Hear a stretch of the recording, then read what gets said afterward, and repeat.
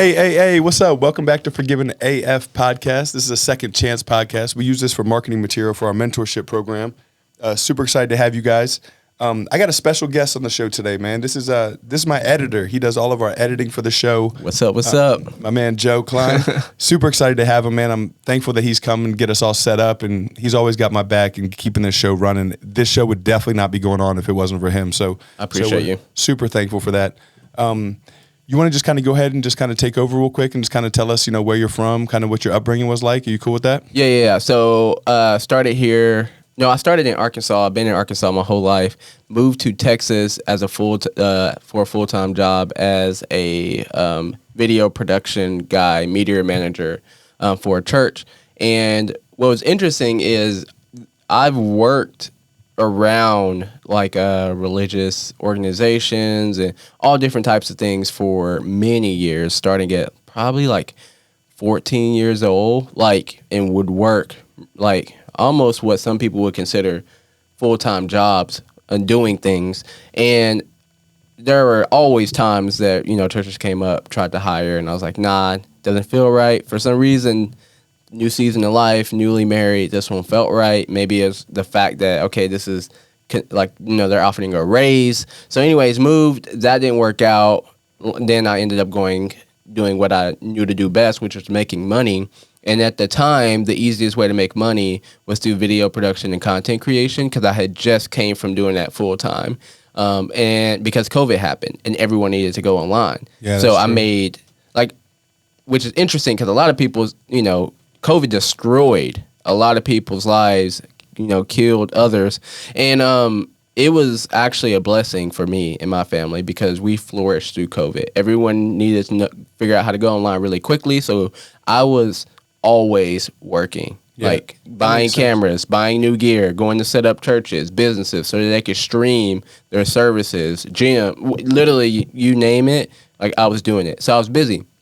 Then I got the full-time job, moved here, and I was busy in a different way. Then once that didn't work out, I just went full-time freelance. And so that's how I made it to Texas. I think coming up on 3 to 4 years, coming up on 4 years now. Yeah. That's cool.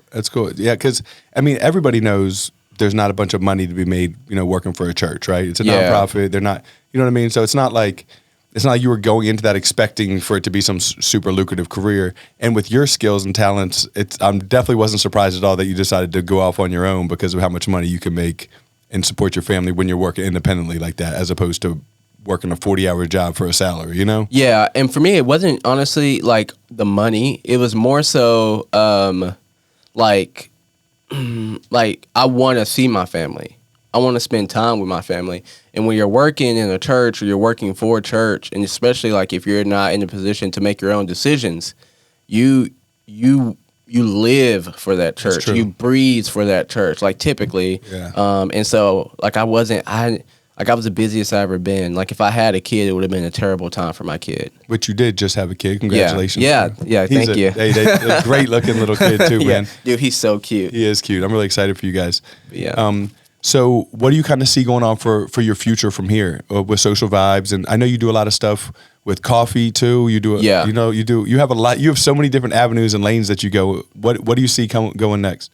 Yeah. So I think in the future I see a few different things, which is funny because I am a visionary. If you can't tell, I always am visionizing and honestly acting up on new things all the time. I have a business idea. I literally go LLC, get a business partner, fund it, do it, and then I get bored and I do another business, yada, yada, yada, and the list goes on. So I probably do that 4 to 5 times a year. So that's what you were describing with the coffee, Social Vibes. Yeah. But what's always stuck with me is doing YouTube full time. I want to do YouTube full time. I had this vision one time where when I was working for the church, and I was trying to figure out if I should take this step into going to do working for myself full time.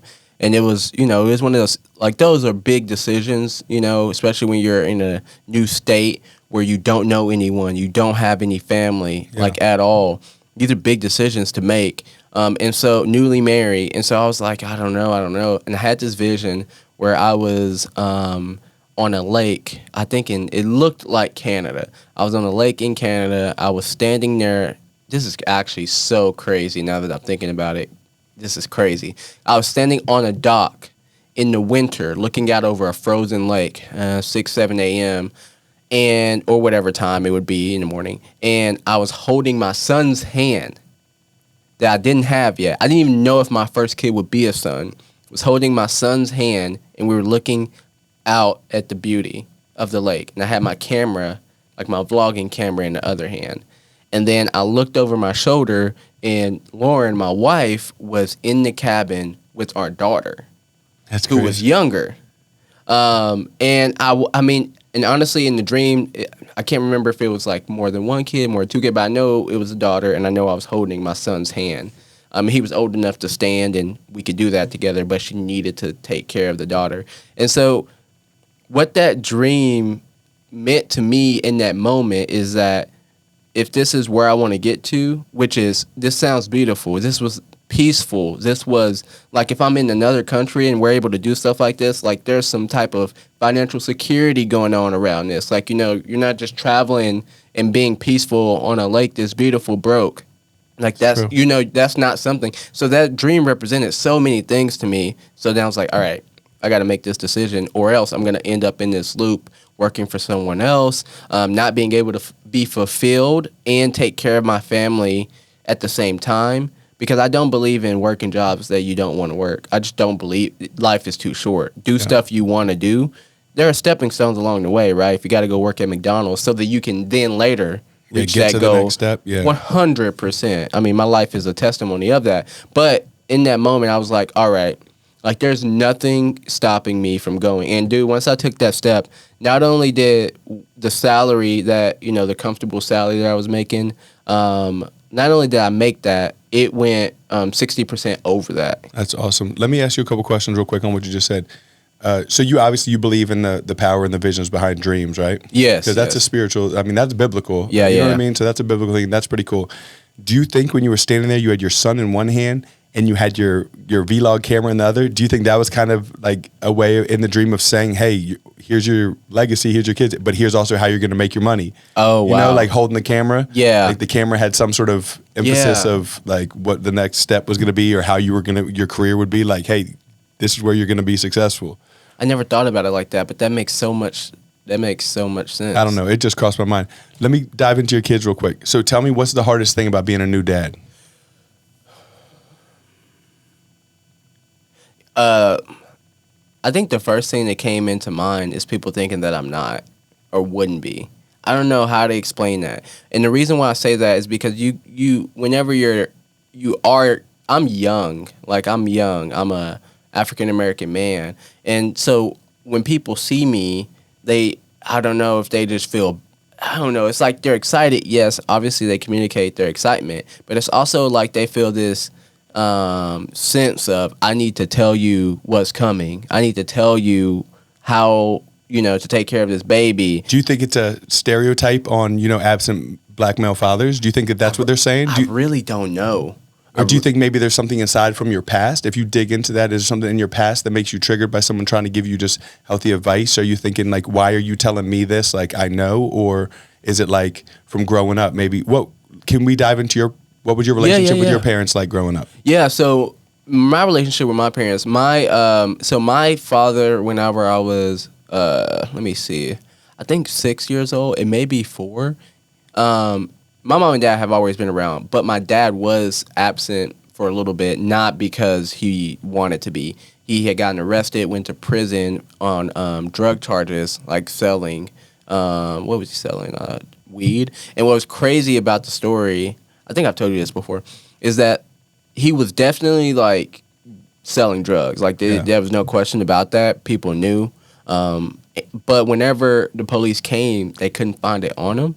So they placed it on him. Oh, I remember you telling me that. Now, and you know, a lot of times you're like, yeah, these people are lying. Why, if he's telling you that he does this, but why would he lie about that? There's no kind of reason Like, no, it makes sense, and I've heard of that happening. I've been in that world for a long time. You know that, and that's not. I've heard about that happening tons of times. Of a person, they kick in the door, they're embarrassed because they didn't find anything, so they just plant something to make the arrest because they went to this judge, whoever the detectives are, go to this judge and beg for a warrant. Hey man, we know this on this guy. Give me the warrant. The judge says, "Are you sure you got enough?" Because the judge doesn't want to look bad. Then they hit that. Then they go in to make that arrest. If they don't have anything there, and they're gonna have to go back to that judge and say, "I don't have anything," it's fairly common for people them to plant stuff on people. That's so crazy. I believe your dad 1,000%. So that happened to him. He went to prison for 2 years, but he was still very present. Like, we would go see him all the time. He would send me drawings, letters. I don't know how, but like, he was even supporting us, like helping my mom in any way she could to Maybe make he still money. had connections on the outside, or maybe people that could help him. And I'm glad you brought that up. Sorry to keep interrupting you, No, but keep what you're doing saying is like, it reminds me so much of me and my son, because I was gone for 6 years of my son's life. Dang. Called every day. My mom would bring him to see me, once every couple weeks, maybe once a month. But I felt like I tried to do the best I could to still be present. And to hear you say that about your dad, that he was still able to be present in prison, and I've never heard anyone ever say that before, gives me hope or makes me feel like, hey, maybe my son will grow up to be able to say, hey, my dad was still present. Well, you know what I mean? Yeah. So it kind of feels good to hear that it's still a possibility, Yeah. And honestly, I hope that is true. What I have found in myself is that at some point in my life, I think it was when I got like saved and I started to like follow Jesus, that I had this overwhelming like pain to just forgive everything that ever happened, no matter what, like, and quickly and rapidly, and get it over with. Yeah. Because some of the stuff, like, I talk to other people who are my age and who are well above my age, and most of the stuff that happened, like, they're still bitter about. Bro, the fact that what you just said is actually like blowing my head off, because one of the biggest things that people struggle with and don't realize it is long-term resentments, because that resentment, you mad at someone else or holding something against someone else, it's not affecting that person at all. It's just rotting the inside of you. So for you to like get that at a young age, like, hey man, and to be able to forgive quick, I feel like I'm the same way. But there are some things that I've kind of held in that I'm having to deal with, how to like let that go. You know what I mean? Yeah. Well, some stuff we just don't know. Like, that's where I've been in my whole life. Like, there's some stuff I just don't know that affects me every single day, that hurts me, that hurts other people, that hurts my wife, that will hurt my son. And those things are what scare me the most. Yeah. Like, you don't even know. Yeah. And yet when you do realize, like, I'll give you a good example. I've realized in the past, since I've been married, that because of everything that's ever happened to me, like, in my life, I'm completely emotionally numb.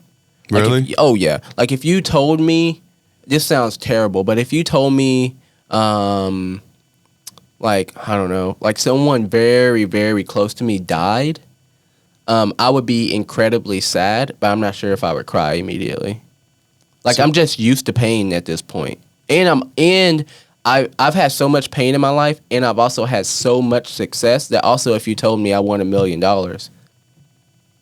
See, I'm different. I'm way more of like the emotional reaction thing, which is sometimes hurts me and sometimes it's okay for me. But a lot of times when something big happens or a big deal happens, I overreact to it because I'm so emotional. You know what I mean? Like, I'm a big crier. I cry regularly. Like, you know what I mean? Like, Yeah. And I'm okay with it. That's just me. I'm an emotional person. And I don't know what causes one person to be or not to be. No, and I am at moments.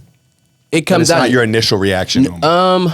It's hard. It depends on what it is, but that's like just like a gauge to help you understand. Because like sometimes, like for instance, if like I'm fighting, like, or arguing with my wife, like, yeah, I could get pretty emotional, right? But also, like, if there have been many times in my life where I've been at funerals of people that I love, and I'm like, I feel nothing. Like, I've done this like, cousin got shot, go. Later on in the year, another cousin dead in the street. Like, this stuff has happened so much, and I'm sitting here, and I know exactly why I feel the way I feel. I know exactly how I feel, but I have zero idea how to fix this. Yeah, that's hard, man. And you know what? I can't say that I've had that sort of.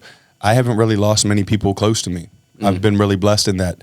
And I wonder if that's normal. You know, you hear about stuff like guys in the street that start to get that way. You know what I mean? Gang members, stuff like that lose so many people. It's just a regular thing. Like, oh man, he's gone, you know, and it just, hey, it's another one. See, I haven't had that. So like, I'm sorry that you had to deal with that and that much loss, because, you know, it's not something that person should have to deal with, you know? Yeah, I appreciate it. Yeah.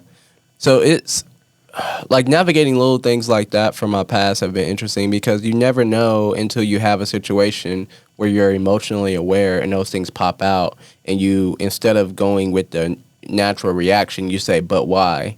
Like, but why did I feel that way? Or why did I respond that way? And honestly, like marriage, dude, I would say like having a son has taught me so much more about everything in life, but specifically it's encouraged my marriage.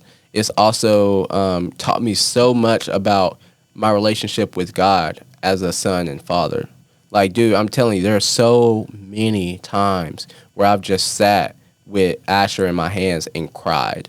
Because I just like, it's like, I understand. It's just like this, I understand now. Yeah, about how much God loves you because of how much you love your son. And how much I've hurt him. How much I've hurt God. You haven't hurt. God knows what you're going to do. God knows when to make those mistakes. I mean, he looks down and he's like, oh man, but you know what? His mercies are new every morning, and you're completely forgiven and fresh every day. He already knew we were going to make those mistakes. We can't hurt God. You know what I mean? He could be disappointed, but he already knows we're going to do that. Well, the disappointment. Yeah. Yeah. Like, it hurts me. His love for me makes me so sad that I disappointed him. Like, that's it. Yeah. Like, he loves me so much, and he does so much for me, and he never disappoints me that it made me sad that I disappoint him. And to think about that same way of like, man, I hope, you know, some of this stuff that is bad, like God filter me through my son's eyes. Yeah, that's good. You know? Yeah, I deal with that with my son too. What I've had to learn recently is being able to apologize to my son, because I make mistakes a lot when it comes to parenting. I overreact. I use words I shouldn't use. And I'm having to learn, like, hey man, you need to correct that, Shawn. You need to go back and apologize. And I think that it's a huge benefit to him, because I want my son to be able to apologize when my son messes up or does something wrong. I want him to, hey, I've modeled it for him, so hey, he sees it, he knows it's not weak. So that's something that I'm trying to like learn how to be able to, hey, Caden, I'm sorry, man, I'm sorry for the way I acted, you know? Yeah. Because it's the same way we have to go to God, right? Hey God, man, I'm sorry for the way I acted. Like, there's such a correlation, and that's why it's really sad for people that didn't have a father around, or a different father that loved them, to love the Lord or understand the Lord's love for them, because they've never had that. And it's always referred to as the way God the Father, look at God as a father, right? But imagine if you never had a good dad. Yeah. So you look at that like, oh, so God's going to leave me, or God's never been around, you know, because they're trying to compare it to their dad, right? It's crazy. So that's why being a good father, and I see the way you are with your son, and like, it's impressive, and I'm excited for you to be a dad, and to, you know, I don't believe in that whole stereotype of, you know, absent, but you know what I mean? Yeah. Well, I think for me, I just thought about what you said. There's two things. I'm going to come back to the second thing, and it was about parenting, like my parents and their reaction of everything we're talking about. But one, I've also thought about what I was saying about the stereotype. I don't think it's a stereotype. I just think that it sounds prideful, but I'm a very unique person. Like, I'm very, very unique. I think that you won't walk up and just meet a lot of people who have even close to the same talents, interest, you're a creative abilities. Type. You're different. You have that creative brain. You see things different than just what's in the present. Like, and I mean, and even so much, like, dude, you would never guess I can go in there. I could work a full day of work doing a bunch of different stuff that don't correlate with anything. Make money, go home, cook, kiss the wife, take care of the baby. Like, but typically those things don't line up. Is one thing that I'm saying. So I understand to a certain extent, because a lot of times, you know, husband works all day, comes home, they're like, you know, wife, where's my food? Wife, why ain't, like, now I ain't holding that baby. Like, that's your job. Like, you know, because my wife doesn't, like, she's not working. But I'm like, no, you know, like, I want to be fully involved in that. And not only can I be involved in that, I could do both things at the same time. I could work at the same time. My son comes with me to work. Like, we do stuff a lot together. Like, we'll go to the store and buy, you know, new cameras or pick up new gear for the clients. They know his name. You know, they say, congratulations on your baby dedication coming up. Like, they know. Yeah. And those people, and that's how I want it to be.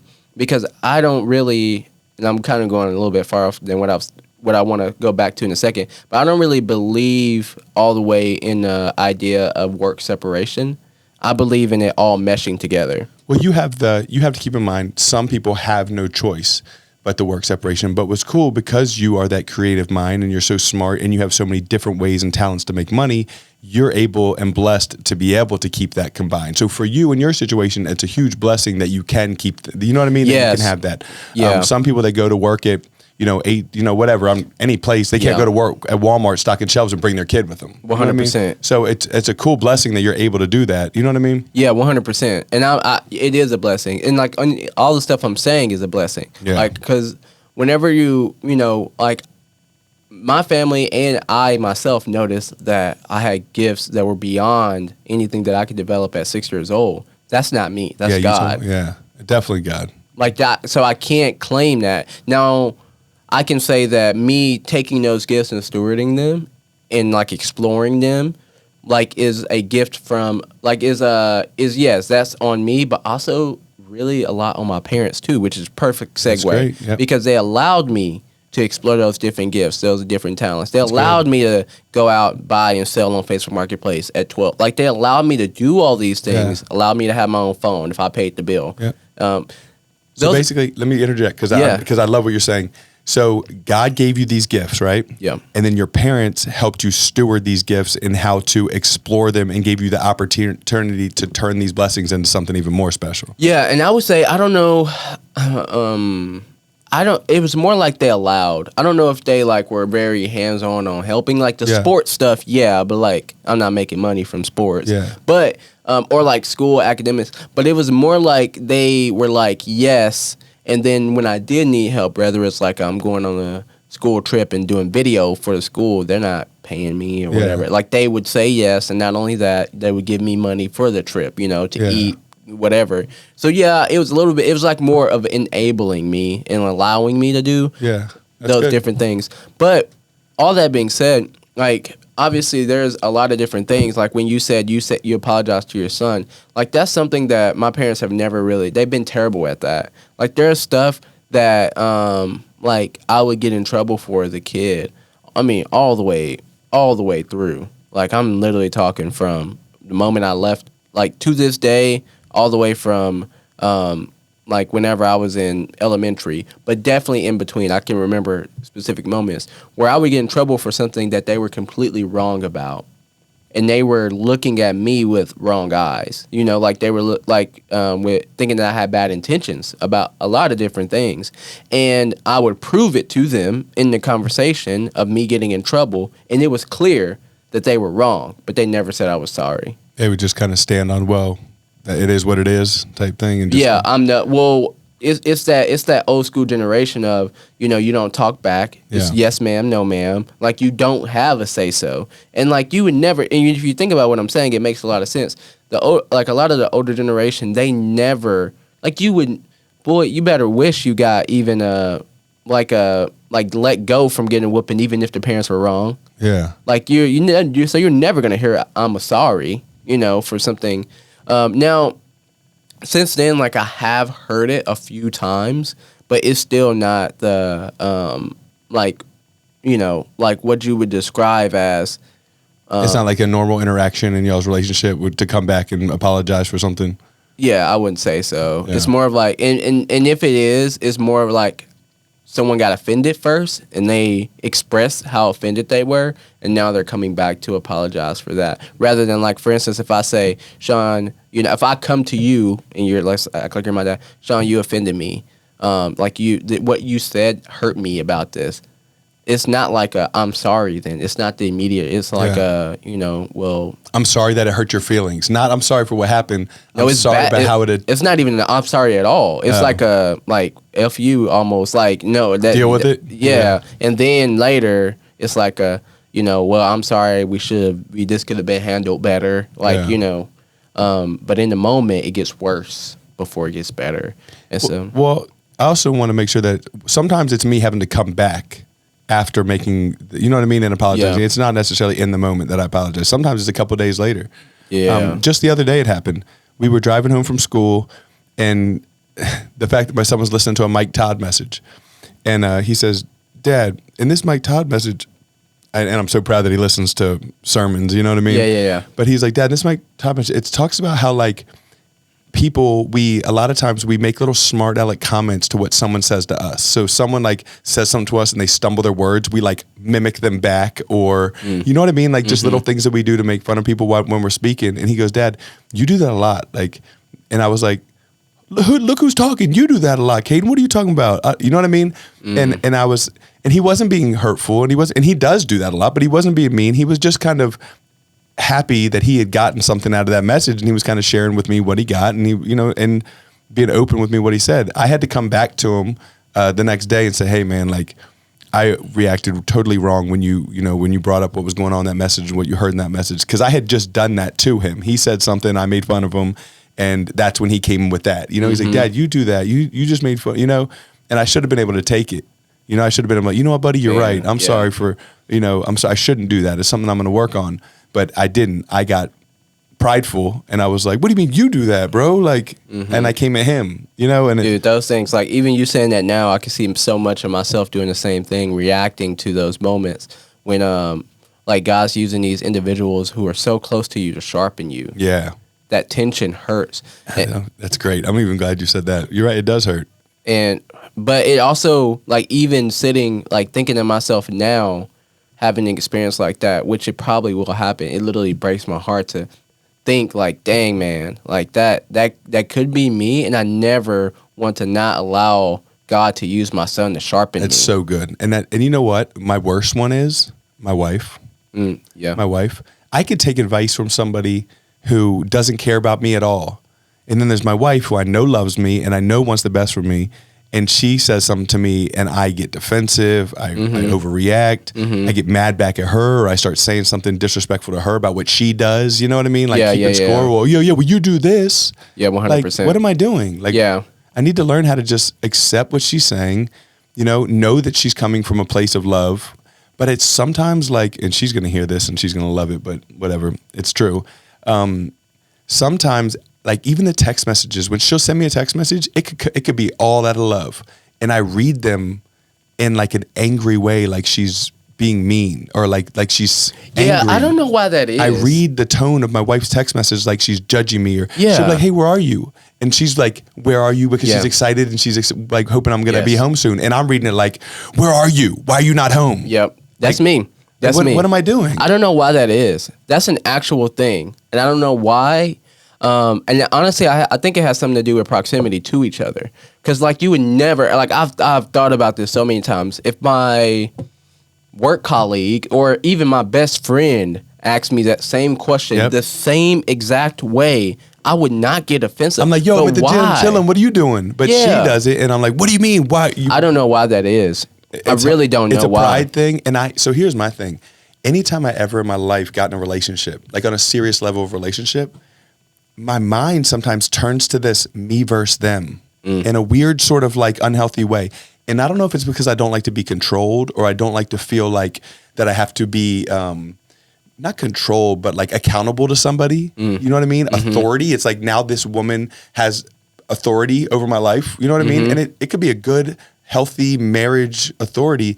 But to me, and it's something that I'm saying all this and being open is because it's something I want to get better at. Like I want to work on it. I'm not saying this to say I'm going to stay this way forever. I want to get better at it. I want my wife to be able to be like, hey, Shawn, like the way you did this really hurt my feelings. And me, I'm like, man, stop tripping, man. You do this instead of, babe, I'm sorry that hurt your feelings. I'm going to work on being better at that. That's all I would have to do. And it would change so much in my relationship. Yeah. For me, it really does come back to what I go to all the time.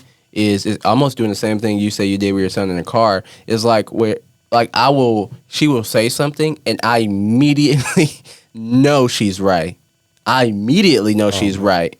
But the fact that she does whatever I'm talking about more, or you know what, my mind immediately goes, I would never be able to come to you and say this, so you're not going to get the benefit of the doubt to so good. Say that to me. Why are we like that? It's so good. You get what I'm saying? 100%. Like you would never allow me to sharpen you like that. You would get so defensive every single time. So therefore, I'm not going to allow you to do that to me. When you know what is crazy? We're the role models. We should be the ones leading and leading in love. So even if that is true, we should be able to take it. Even if it is true, you're right. We should be able to take it and model it. Look, let me take this from you so that when I need to come back to you with something down the road, you can't hold this over my head that I reacted in the wrong way. You're going to have to be like, oh, he took it in love, so I'm going to need to take this Well, even more than that, it like you're like, as men of the household, we are literally like stirs to the ship. So maybe it doesn't work the first. This is what sucks. Maybe it doesn't work the first 10 times, but eventually, if you believe in what God says is to be true, and that we are the man, that will begin to like be the culture of your household. Not only between you and your wife, but between your kids, and it keep going. But it takes time. So good. And then your kids go out and model it. You know what I mean? Yeah, 100%. Go out into the world and are modeling that, and not modeling defensiveness and anger, because it's just not a good look. It's just not a healthy way to live. If people can't come to us with something that's going on without being worried about how we're going to react to it, I mean, you're never going to have real relationships.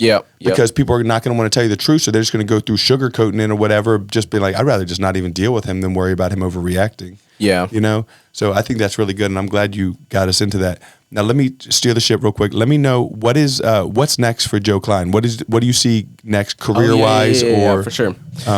So what I'm going to do is, I'm working on the YouTube channel, right? But can you throw all that information out there real quick? So if anyone listening wants to find you on like YouTube or it's Social Vibes YouTube, and basically what I do on there is here's my real goal. I know it sounds like yada yada cliche, but here's my real goal in the YouTube channel is whenever I was pioneering this thing for myself, there wasn't a lot of like, this is how you do it, a lot of free help. People were trying to sell online courses, guides, and all those different things. So what I want to do in my YouTube channel is find the 10-year-old me, like me from where I am now, but put me 10 years from now. I want to give you all the free resources I can so that you can go out and make more money than me doing exactly content creation. So that's my goal. So your goal is to educate and teach. Yeah.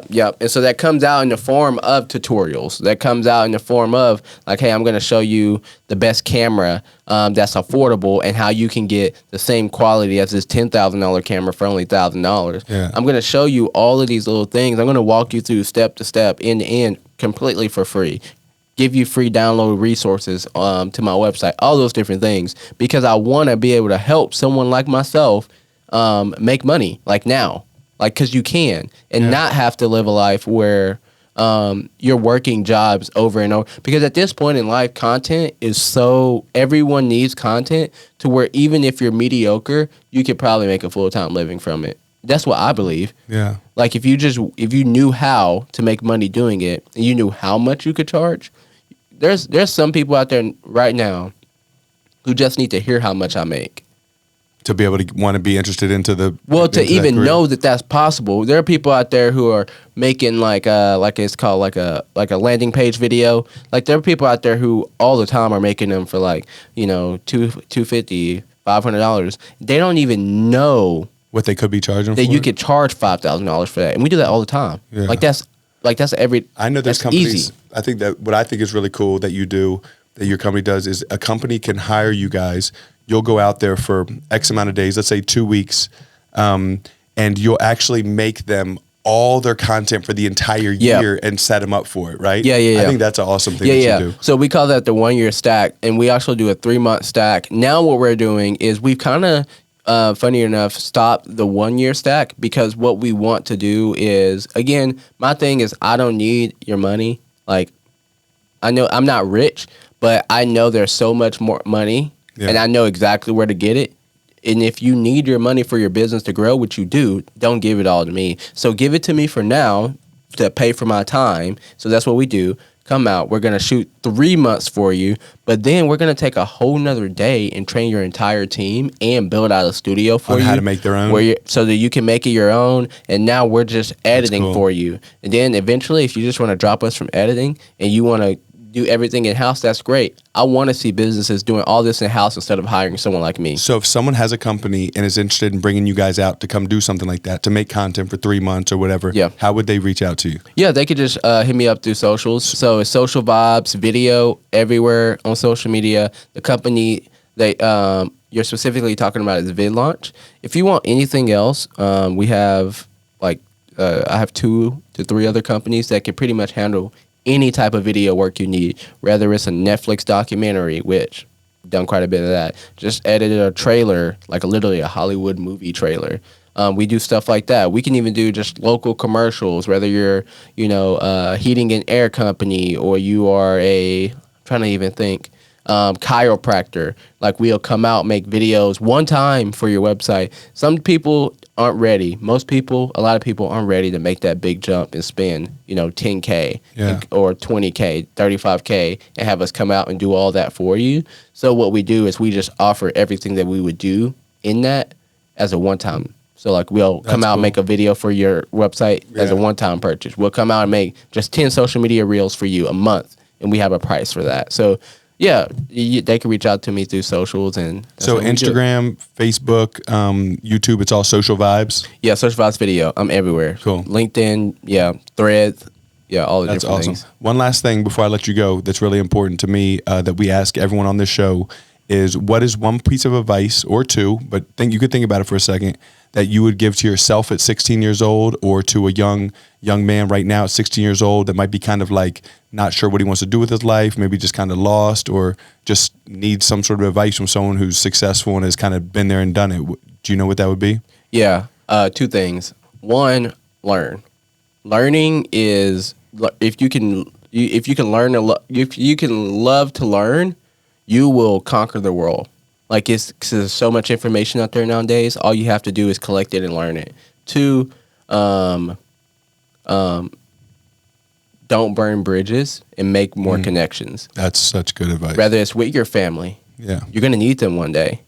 Whether it's with, a classmate. Yeah, it's good. One day you're gonna be in a position, and then that guy that you hated in high school, Corey, is gonna be the guy who works at the other firm that you're trying to get into, and just that one connection can make a big difference for your family. Yeah, that's great advice. So don't burn bridges. Yes, that's really good. Hey, man, thank you so much for doing this with me, Doug. I really appreciate it. You've been, I know I started off with this, but you've been a lot of help to me, man. Like, you know what I mean? I have James that, does a lot of the recording, the video, and then you do all my editing, and now you're getting us set up here so I can be able to record at both places. Man, I really appreciate you. You are super talented. And again, I'm just thankful to have you in my life. Congratulations on the baby. You got anything you want to say before we wrap it up? No, thank you. I appreciate it. No problem. And remember, y'all, if you're paying attention, or if you're listening, you're loved and you're forgiven, and there's nothing you can do about it. Thanks, y'all.